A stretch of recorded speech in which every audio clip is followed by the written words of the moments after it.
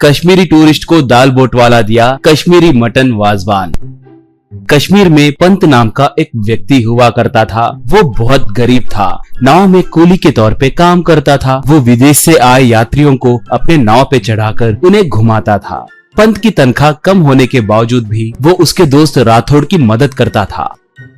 एक बार पंत अपने नाव में खाना बना रहा था, तभी उसका दोस्त राठौड़ वहाँ पर आया और यार 10,000 है तो दो, अगले महीने तुम्हें दे दूंगा, कहा। पंत तब, रे तुम मुझसे पैसे बिल्कुल मत पूछना। अब तक तुमने कितनी बार मुझसे पैसे लिए मगर एक बार भी नहीं दिए। हम दोनों एक ही अनाथ आश्रम में पले बड़े हुए हैं सोचकर तुम्हारी मदद कर रहा हूँ, मगर परसों तुम्हें उस बार में देखने के बाद मुझे समझ आ गया कि तुम मुझे धोखा दे रहे हो। एक और बार तुम मुझे मत दिखो, कहकर गुस्से से कहा। ऐसे वो खाना बनाने लगा।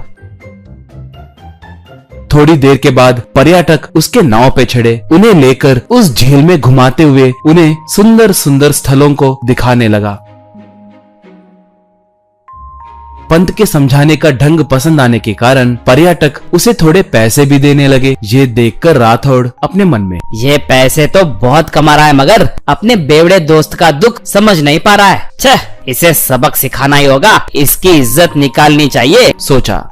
बाद में राठौड़ एक विदेशी पर्यटक के बगल में जाकर बैठ गया। वो पर्यटक उसके आते ही उठकर नाव में फोटो खींचने लगा था तो राठौड़ धीरे से उसके बैग को चुरा लिया।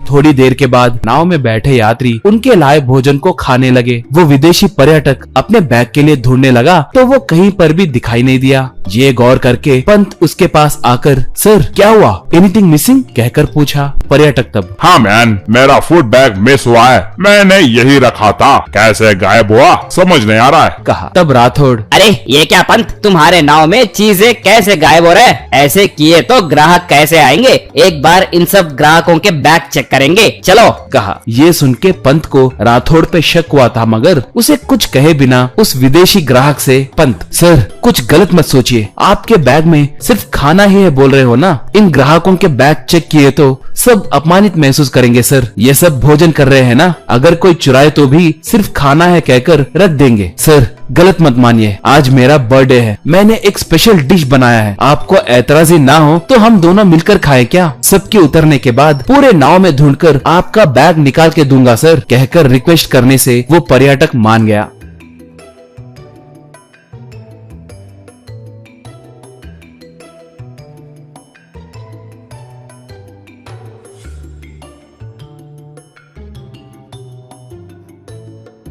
अब पंत उसके बनाए फूड सेटअप को लाकर उस ग्राहक के सामने रखा। दोनों पंत के बनाए मटन वाजवान को खाने लगे। ऐसे वो मटन वाजवान पूरा खत्म हो गया। उसे खाने के बाद पंत से वो विदेशी पर्यटक, सॉरी मैन, मैंने तुमसे ज्यादा खाया, तुम्हारा हाथ का खाना बहुत अद्भुत है। वो क्या था?